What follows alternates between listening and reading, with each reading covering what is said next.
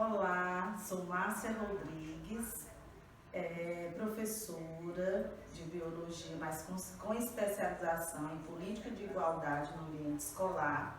Estou hoje aqui para apresentar mais uma atividade do bloco Negritude de Redenção.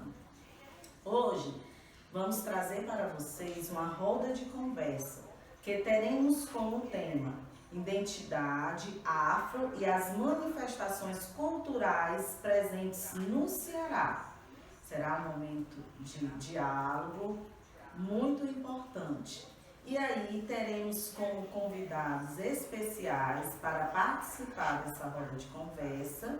Como convidados da nossa roda de conversa, o jovem Paulo Ferreira, jovem negro, cis, mestrando em Antropologia Social pela UFG, bacharel em Humanidades pela Unilab, conselheiro estadual para a promoção da igualdade racial no Ceará, COEPI, ativista do Movimento Negro Unificado, MNU. Interesse em cultura e patrimônio afro-brasileiras, políticas e tecnologias de ações afirmativas, justiça e igualdade racial, racismo, juventude negra em perspectivas trans afro-atlânticas.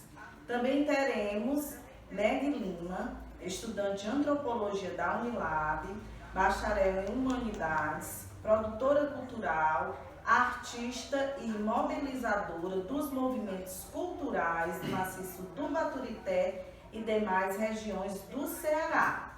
Também estará presente com a gente professor Segone Costa, pró-reitor de Extensão, Arte e Cultura da Unilab, professor e doutor em Antropologia da Unilab. E agora nós iremos receber os nossos convidados para começar a nossa roda de conversa. Olá, pessoal. Eu me chamo Meg Lima, sou estudante de Antropologia da Unilab, também sou produtora cultural. E fomos convidados aqui hoje para uma roda de conversa sobre cultura e identidade afro no Ceará.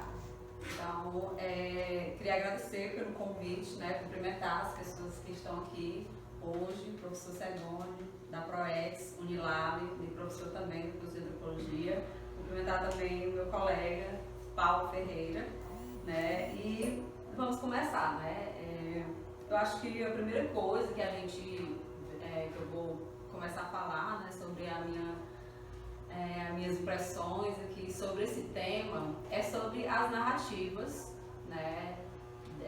da cultura e da história afro, aqui no Ceará. E aí a gente traz, para o contexto de redenção, Maciço de Baturité, que é onde a gente está inserido. Eu moro aqui na região, então tenho convivido com esse espaço, fazendo parte das produções culturais que são criadas aqui dentro do município e na região. Então tenho participado um pouco dessa cena, e aí a minha fala vai ser baseada tanto nos meus estudos, pesquisas dentro do curso de Antropologia, e também essa experiência com as produções culturais. Eu acho que Redenção traz uma narrativa muito forte. Dentro da história de Redenção, Redenção traz a narrativa da abolição. E aí é a abolição do sistema escravista no Brasil. É uma das primeiras cidades que carrega esse título de pioneirismo dentro desse espaço. Então é importante para a gente entender essa narrativa, principalmente nós, enquanto estudantes de antropologia, a gente tem buscado investigar um pouco, estudar essa narrativa, entender quem escreveu, por que ela é hegemônica, de certa forma, dentro do Ceará. Então, é mais ou menos essas questões que a gente tem trabalhado dentro da antropologia. Alguns professores tratam esse tema específico. E aqui a gente cita o professor Arilson, que trabalha exatamente sobre redenção e sobre essa narrativa da abolição.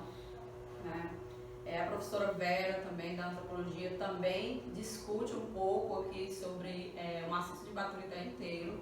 Então a gente tem novas narrativas também O curso de História tem buscado também interpretar, por exemplo, o patrimônio cultural, né, material de redenção, como por exemplo o obelisco, né, a Negra Nua, que é um monumento que foi criado, né, dentro dessa narrativa da abolição, mas que hoje a gente está tendo outras abordagens, né, sobre esses monumentos, né, sobre quem criou esses monumentos e se eles realmente estão representando, né, a história e a cultura afro aqui no Ceará. Né.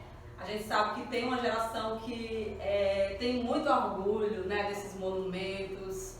Né. A gente sabe que se você falar um pouquinho, se você questionar um pouquinho sobre esses monumentos, sobre essas narrativas, a gente vai ser muito criticado porque nós fomos influenciados, né, por um conhecimento que foi produzido por o colonialismo, né, no Ceará e em redenção.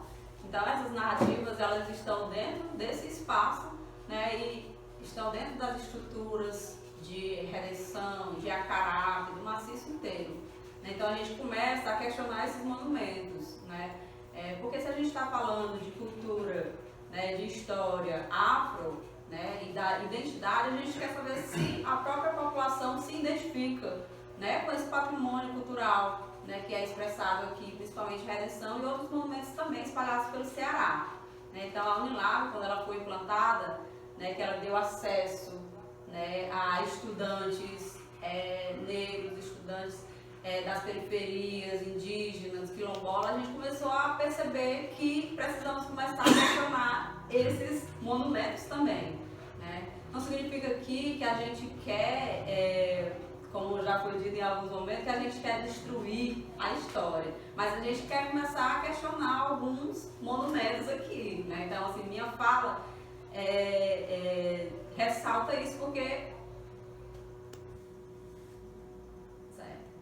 a minha fala ressalta isso porque é uma coisa que a gente tem pesquisado, né? Tem buscado estudar um pouco. E aí, Redenção, né? Como traz essa narrativa, é interessante que Redenção seja representativo para a população afro, não é isso? É interessante que Redenção se torne, inclusive, referência em políticas de igualdade racial. Né? Então a gente hoje acredita que Redenção não pode ficar utilizando essa narrativa sem avançar, né? Achando que a cultura, que a história é uma coisa fixa. Né? A cultura é dinâmica, a história ela vai estar sendo revisitada. Né? A antropologia está aqui também com esse papel de revisitar essa historiografia do Ceará, né? A historiografia de Redenção. E é nesses pontos assim que eu, né, tenho encontrado espaço para atuar. Né? Eu atuo junto com alguns grupos, como por exemplo o grupo de capoeira. Né? E aí a gente vê que esses grupos têm tido um pouco de dificuldade de se inserir na cena cultural. Então, esse momento aqui é muito importante, porque quando a gente traz, né, pessoas, figuras que pertencem à identidade, né, às identidades afros, né, então a gente precisa inserir essas pessoas e muitas delas foram excluídas, né, desses espaços, dos espaços culturais. Muitas vezes a gente comemora algumas datas, né, que são referentes à abolição, são referentes à população negra, mas elas não representam exatamente. Por isso que esse momento é tão importante, porque aqui a gente está tendo essa oportunidade de questionar, inclusive, isso. Né? Eu acho que a Unilag, né, eu pessoalmente, quando vim ter acesso à universidade, ao ensino superior, eu comecei a ter contato com professores e professoras africanas que eu não tive em nenhum outro momento da minha vida.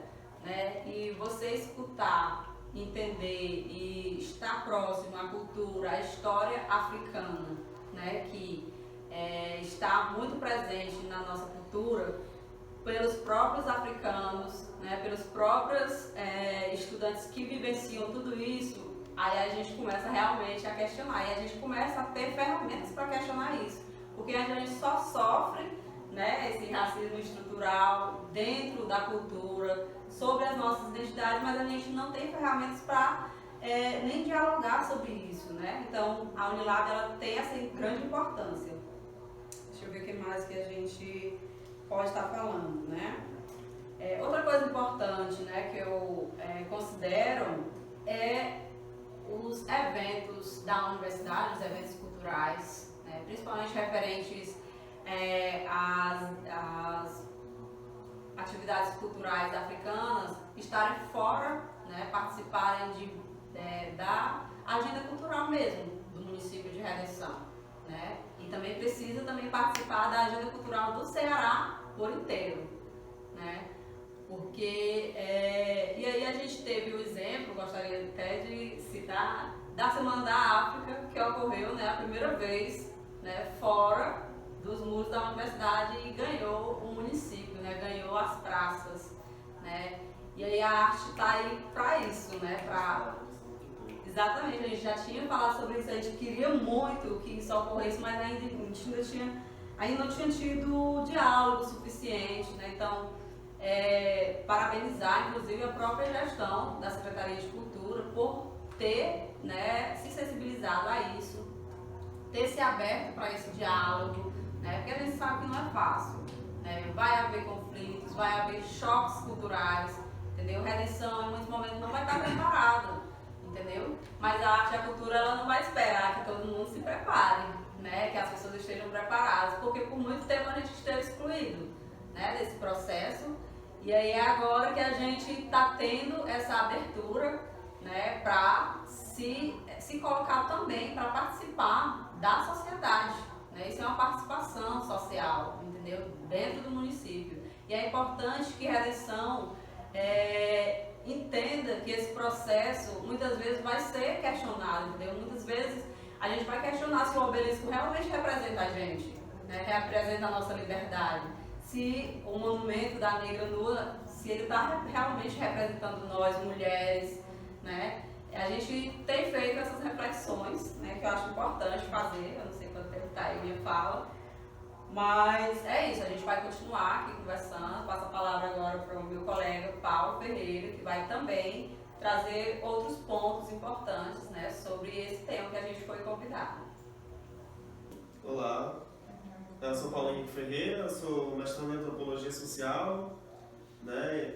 Costumo dizer que eu sou antropólogo, negro antropólogo, e sou um jovem negro.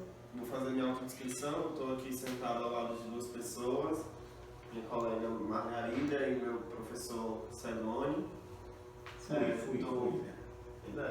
Estou atrás de um fundo aqui amarelo, com algumas fitas em laranja e vermelho. Estou com blusa branca, com a figura de Nina Simone e os óculos. Sou um jovem negro. Então, gostaria primeiramente de agradecer o convite, né, para participar desse momento, principalmente a minha colega Margarida e ao secretário de Cultura da cidade de Redenção, o senhor João Vitor. Também queria mais uma vez agradecer por estar aqui com o pró-reitor de Extensão, Arte e Cultura, professor Segone Costa. Estamos juntos.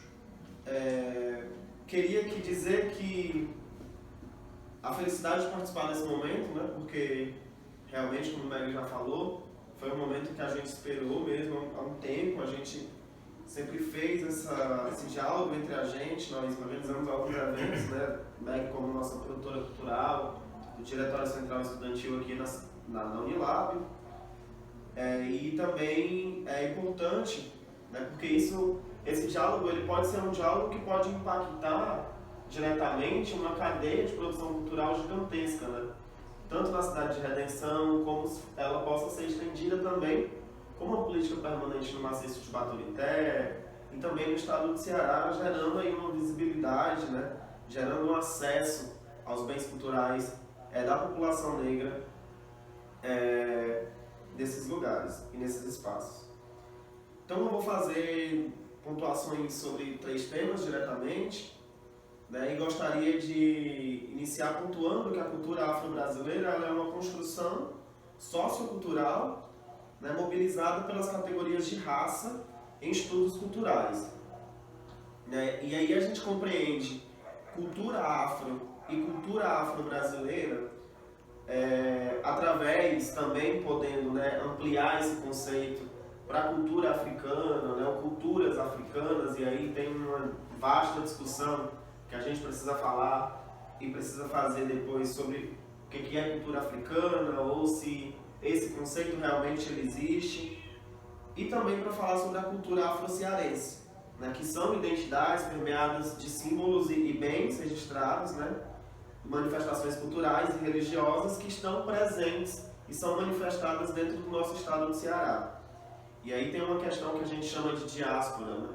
Essa construção dessa identidade ela é formada por memórias, né, por lembranças que são construídas diariamente em grupos culturais através da mobilização desse pertencimento ao continente africano, né, e à população negra. E aí, falando sobre isso, eu gostaria de dizer que a questão da patrimonialização da cultura afro-brasileira e afro-cearense é um ponto fundamental. E aí, desde, né, aquilo que a gente conhece pelos registros da cultura material, da cultura imaterial e também agora, muito bem pontuado pela população indígena, o patrimônio natural, né, que são os nossos lugares de culto, os nossos lugares de ancestralidade, os nossos lugares de memória. Temos atualmente, através do Instituto do Patrimônio Histórico e Artístico Nacional, o IFAM, reconhecidos como patrimônio afro no Ceará, os saberes dos mestres de capoeira e a roda de capoeira, que são dois bens registrados de formas distintas, né? Os mestres de capoeira têm o seu patrimônio firmado a partir da categoria de saberes, né? E a roda de capoeira como expressão, a dança, né, e os corpos de todo mundo que faz parte da roda de capoeira. E também muito presente em Fortaleza atualmente os saberes das baianas de Acarajé, que são mulheres sobretudo negras, né, em Salvador, mulheres que são ligadas a uma orixá feminina, Iansã, né, que produz mercado, né, é uma das primeiras manifestações do mercado de mulheres negras no Brasil. O que a gente conhece hoje por empreendedorismo, essas mulheres negras das baianas de Acarajé já faziam no Brasil há muito tempo. Economia. Então a cultura ela é esse conceito, né? É um conceito que mobiliza outros conceitos, como a economia também. E aí, através das práticas e da legislação do Estado, a gente tem uma manifestação que tem uma repercussão muito grande no Estado, que é o maracatu, né, que é um patrimônio estadual e material do Ceará. Né, e além do mais, temos também as rodas de samba, em suas mais diversas formas e expressões, né, desde o samba de roda, né, o samba de umbigada, e também temos o brinquedo do coco, as práticas religiosas da Umbanda, do Candomblé, que são reconhecidas como patrimônio cultural afro-brasileiro, embora não estejam presentes nessa legislação oficial. Né? E aí eu poderia citar diversos outros, né, como o próprio hip hop, né, que é presente também aqui na cidade, né? A gente tem a swingueira, né, e existe que aí já são coisas geracionais, né, que são mobilizadas por um tempo histórico de pessoas que se mobilizam. Então, a questão da patrimonialização, ela envolve essa legislação oficial e que a gente tem que se debruçar sobre essa legislação, e também o que está fora da legislação que a gente entende que também é importante estar presente. Né? E o segundo ponto que eu queria falar um pouco é sobre a questão dos registros e das políticas de acesso aos bens. Esses bens que eu acabei de falar, a gente chama de bens culturais, materiais, imateriais ou naturais. Isso é algum desses exemplos que eu falei. Né? Então, em redenção, a gente tem uma questão muito específica, que a Meg já falou, que é essa questão dos monumentos, né? Mas a gente tem uma questão muito mais específica, que é estratégica e que a gente sempre deixou passar, que é a museologia. Né? E como a história da população negra ela tem sido contada a partir desses processos de museológicos. Né? E aí a gente tem dois ilustres professores, a Meg citou a professora Arilson, e eu gostaria de ressaltar também a presença do professor Itaci Luiz, né? Que eu tive a honra de trabalhar com ele um projeto que a gente chamou de Negras Memórias, em que a gente mapeou inicialmente a presença das benzedeiras aqui na cidade de Redenção. Né? onde estão essas mulheres? Mulheres que guardavam conhecimento sobre práticas medicinais durante muito tempo, né? As plantas que curam, né? As plantas que conversam, né? As plantas que ensinam. Então, essa presença, ela é invisibilizada, né? E o que a gente conta, na verdade, né? A professora Jamile Borges, a professora do Pós-Afro, é particularmente uma das primeiras mulheres negras a trabalhar museologia digital no Brasil. Ela falou assim, no Twitter, gente, referência no Twitter. Ela falou: a gente contou a história da abolição, mas a gente não contou a história da luta. Né? Então, a gente não consegue acessar na Cidade de Redenção esses marcadores. Onde está a população negra? Quem é a população negra na Cidade de Redenção? Que bens culturais eles mobilizam, né? A gente andando pela cidade, a gente vai conhecer. A gente tem aí uma vasta rede de agricultores familiares que... Isso também é cultura. Cultura agroflorestal, né? Enfim, isso pode entrar também nessa mobilização que a gente chama de cultura. E aí a gente tem, né, esse marcador que a gente chama de silenciamento. Existe um silenciamento de uma parte da história que não pode ser contada, né? Que ela precisa ser contida. E como a Mary falou, né, a gente vai ter que esperar algum momento em que a gente possa contar. Eu acho que se há espaços, a gente precisa, né, aproveitar esses espaços e poder contar. E aí é interessante porque eu e Meg, nós realizamos um trabalho, eu, Meg, Gui, Vera e Matheus, um trabalho de levantamento arqueológico do Museu de Redenção, Negro Liberto.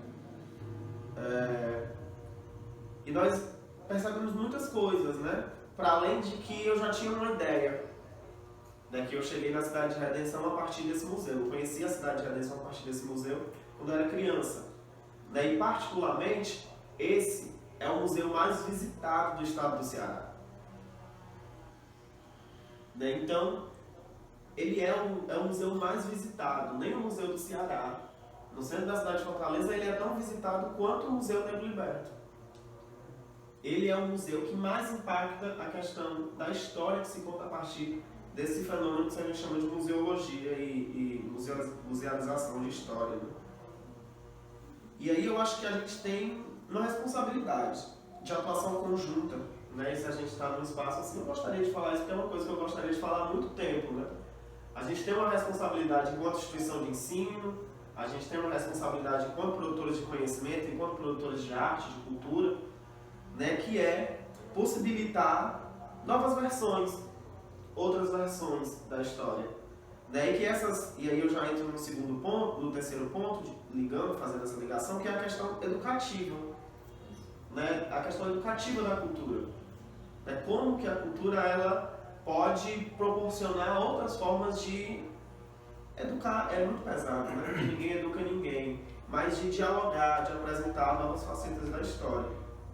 Então eu acredito que a Unilab, a Prefeitura de Redenção, né, o Maciço de Baturité, tem uma riqueza muito grande que pode ser contada a partir dessas histórias e que pode possibilitar diversos fatores positivos para uma articulação como essa, como, por exemplo, aí o peixe, a possibilidade de nós termos um museu público, um museu, né, que a gente possa trabalhar a partir de pesquisa, né, não de invenção de história, porque a gente sabe que a cultura, como o Roy Wagner fala, né, ela é inventada através de consensos. Né, existem consensos que formulam a invenção da história, ou a invenção da própria cultura. Então, eu acho que a gente tem uma vasta atuação, a gente tem uma possibilidade gigantesca de se debruçar sobre essas histórias, de se debruçar sobre essas expressões, né? E aí eu gostaria de encerrar aqui com isso, né?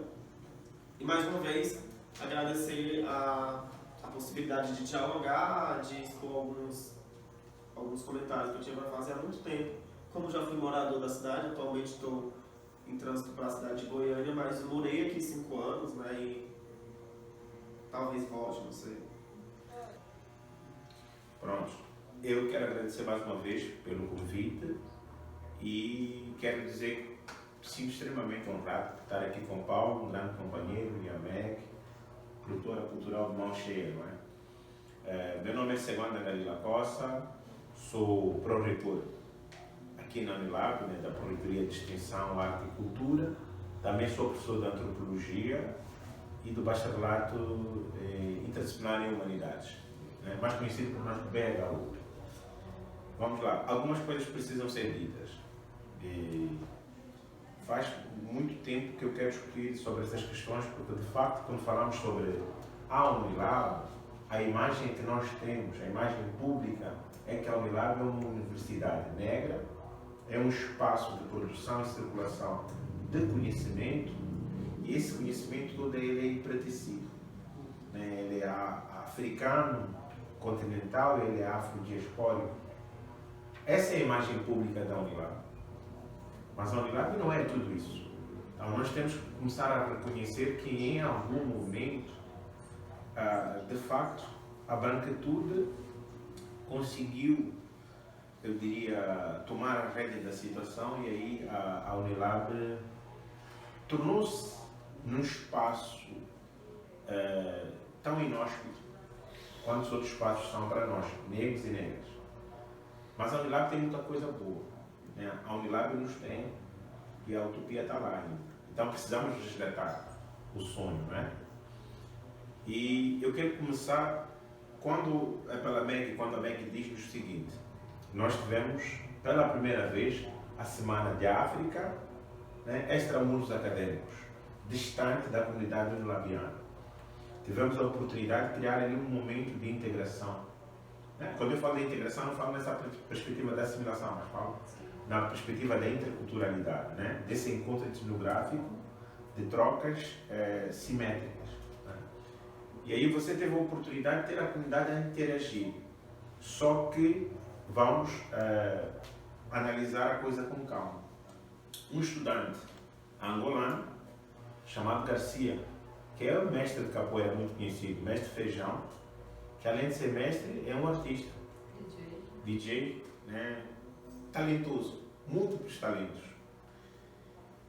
Numa performance artística, metricamente calculada, ele galgou o obelisco, querendo incitar um debate necessário e urgente. O obelisco faz parte desse processo, né, de se resguardar uma memória. Mas essa memória, quem a construiu, quem a guardou e a quem interessa? Se você for olhar para o obelisco e aquelas correntes lá, qual é a imagem que isso transmite? Transmite a imagem de liberdade, de euforia, ou de que realmente existiram escravos? Nós não somos escravos, fomos escravizados. É o que Garcia queria dizer. E o obelisco não nos representa.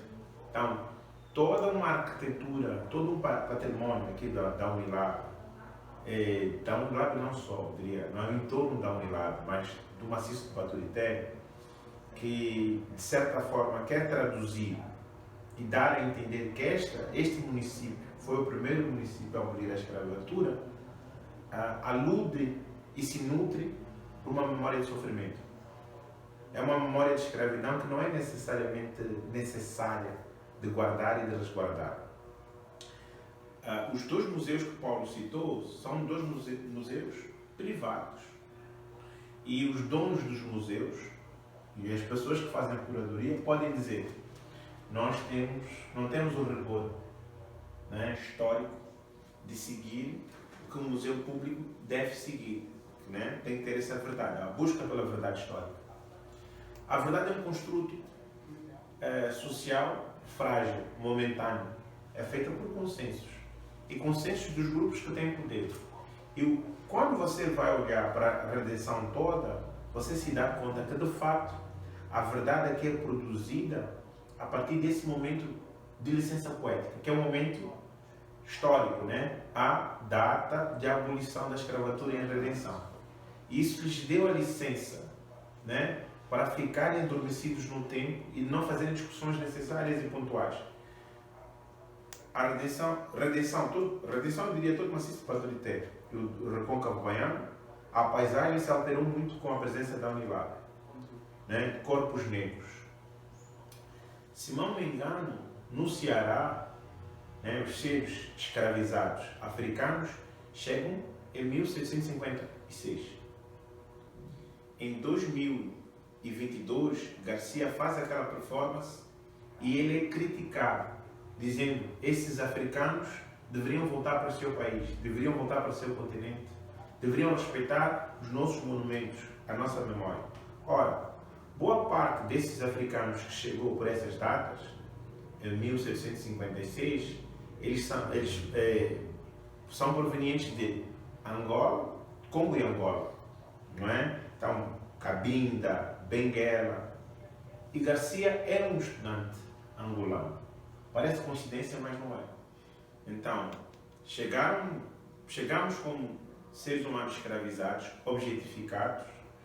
Em 2022, quando um estudante africano, a partir de uma performance artística, clama um debate qualificado sobre essa exploração dessa memória de sofrimento da presença negra no Ceará, ele é agredido, né? Racismo, xenofobia, isso nos diz muito de toda a região do maciço de Baturité, sobretudo em relação à presença negra, há essa memória da escravidão, mas diz-nos muito também do que a Unilab não fez. Então nós não podemos nos furtar a esse diálogo. Por exemplo, quando Paulo falou sobre o museu, a primeira vez que eu entrei nesses dois museus, eu disse, isso padece, né? E carece de uma didática empretecida. Porque a importância do museu é essa, né? Transmitir para diferentes gerações a partir desses artefatos. Semana me lembrou muito quando eu estive em Ouro Preto, que os museus lá também têm as grandes partes da museologia. Na verdade, a museologia brasileira, afro-brasileira, ela ocupa espaços de senzalas, né? Sim. E lá em Ouro Preto a galera tem as caloradas, né? E os estudantes negros lá apanham nas caloradas, né? É o trote. O trote. E essas coisas são muito graves, assim, porque a MEC ressaltou a todo momento. O que se pretende, na verdade, é um enquadramento da história. É apresentar-se uma espécie de verdade histórica que exclua a importância da presença negra na região do maciço de Baturité. Então, você, ao mesmo tempo que reconhece como um ato de piedade da abolição, de toda a luta do movimento abolicionista aqui na região, né, que culminou, obviamente, com a abolição, né, e a ideia de que historicamente, né, o primeiro município a abolir a escravatura, você não conseguiu necessariamente desenvolver uma discussão, né, como desdobramento desse movimento, desse ato, que de facto fizesse com que as pessoas reconhecessem que a escravidão ainda hoje tem um legado perverso. E o racismo que todos os estudantes negros internacionais e nacionais sofrem advém disso, né? Dessa representação extremamente estereotipada, muito rasa, do corpo negro. E a MEC citou a mulher negra, né, que está na entrada. Você entrar, né, em redenção, você tem ali a objetificação do corpo de uma mulher negra. E discutir isso não é só necessário, é urgente. Se você tem uma universidade que se coloca como decolonial e aceita que aquela imagem permaneça ali, intacta, sem nenhuma discussão, é no mínimo grave. E aí você tem Garcia, que galga, né? Exatamente a ideia mesmo de subversão. Por quê? Porque ele está a destituir essa iconoclastia de sofrimento. E é uma certa iconoclastia também destituída de certa religiosidade. Porque a partir do momento em que você não discute sobre a importância das manifestações religiosas negras aqui, então esses monumentos todos estão destituídos também de certa religiosidade. Então, é uma iconoclastia colonial e colonizadora que visa preservar essa memória dos que foram simpatizantes do movimento abolicionista. Mas eu ser simpatizante é como um ato de piedade, é como um ato de caridade, sabe? É a valorização, diria, ontológica da caridade cristã. É isso que esses monumentos representam. Esses monumentos não representam, eu diria, toda uma mobilização de uma sociedade para discutir, não é, a questão da presença negra, para discutir a escravidão. O que estes monumentos representam é a questão da caridade, né? Veja, se quisermos pensar assim, a partir das imagens, de uma antropologia visual e também da religião, aquela mulher negra está como? Não é? Ela está ajoelhada, sem roupa e com as mãos levantadas ao céu, né? Clamando por liberdade. Então, essa imagética judaico-cristã está muito presente em toda a iconoclastia. Né? É toda essa coisa mais iconoclástica dos museus, do patrimônio, e é uma discussão necessária que nós temos que fazer. E aí a presença negra, eu diria, atual, dos professores negros, dos estudantes negros, que vêm dos países africanos, é muito importante porque é um soco no estômago para toda a região do maciço de Baturité. Assim, eu tenho algumas críticas em relação ao trabalho da Unilab, mas eu compreendo os pais fundadores da Unilab quando oportunizaram, a partir, não é, desses acordos bilaterais, para a vinda desses estudantes africanos, né, para estudar, e que não vêm aqui como tábuas rasas, vêm como agentes históricos, como sujeitos de conhecimento.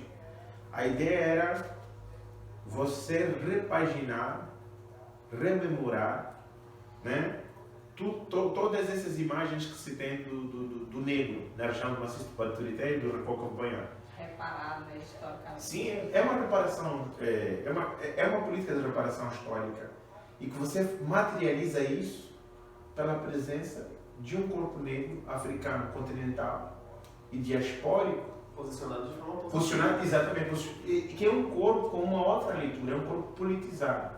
É um estudante que é doutor. Nós não somos escravos, nós estamos aqui como estudantes. Estão aqui como estudantes. Então essa é a imagem. E quando você tem a oportunidade de ter professores negros e negras dos diferentes cantos do Brasil e também dos países africanos, qual é a mensagem que você está a transmitir? É que nós também produzimos conhecimento. Eu acho que outra coisa, né? O mais básico, nós somos gente. Nós somos Dotados gente. de cultura. Dotados de ação, inteligência. Outra coisa importante, né, que eu até ressalto, é que a gente entende, né, esses monumentos, o momento que eles foram implantados, né, existia um processo histórico que eles estavam vivenciando que para aquela época teria sido a coisa mais avançada a se fazer. Mas eu acho que hoje, né, a história ela precisa sim, né, ser revista, e nós estamos aqui, né, dentro de um outro momento histórico, junto com outras pessoas que herdaram, de certa forma, a própria estrutura racista, né, mas que merece, né, ser repensada. E eu acho que talvez no futuro próximo não seja nós ou outras pessoas, né, o debate com certeza vai avançar, o debate não vai se encerrar aqui conosco. Não, o debate já está avançado, já está aí colocado. Exatamente. A questão é essa, como você diz, não é só repensar. Repensar por quê? É escutar esse clamor.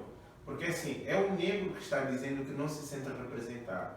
E ele foi representado porque ele não o escutou, porque não o concebia como gente. E talvez no futuro próximo, uma geração que esteja vindo aí, talvez nem aceite mais. Então, a redenção vai ter que estar preparada para as próximas gerações. Entendeu? Eu acho que o poder educativo dos museus, o poder educativo da cultura, ele traz essa perspectiva de possibilidade, né, de rupturas, de Exatamente. fala Ressignificação. da dinamicidade de Lamartine, né, que a gente entende a cultura como um processo dinâmico, ela não é estática, ela pode mudar. Né? A gente não conhecia tantas, a gente estava conversando anteriormente, a gente não conhecia tantas classificações de gênero que hoje a gente já tem mais acesso.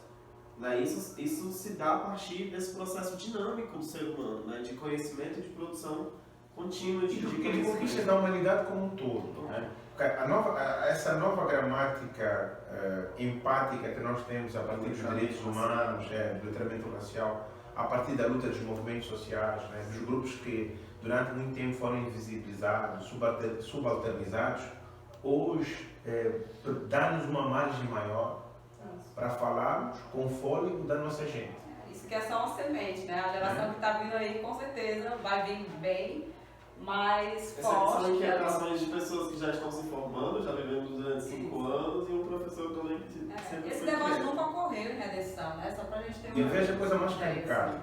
Nos censos, né, de 1804, 1808, 1813, a população declarada, né, preta, que eram os que diziam pardo, negros, pardos, cativos, libertos, mulatos, exato, era muito maior do que a população branca.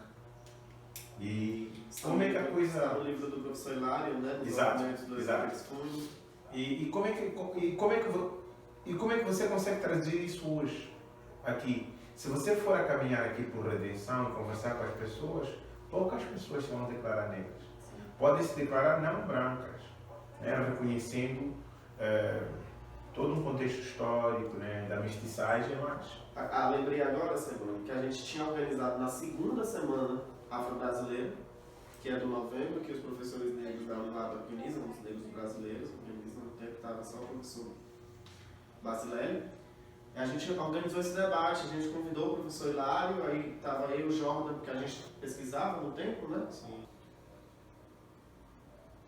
Então eu encerro as minhas palavras, né, agradecendo mais uma vez ao secretário de Cultura, João, que é um parceiro nosso já há algum tempo na Unilab. Agradeço a presença da Amélia aqui e do Paulo, que bem tem discutido esses assuntos. Para mim foi um privilégio estar aqui convosco.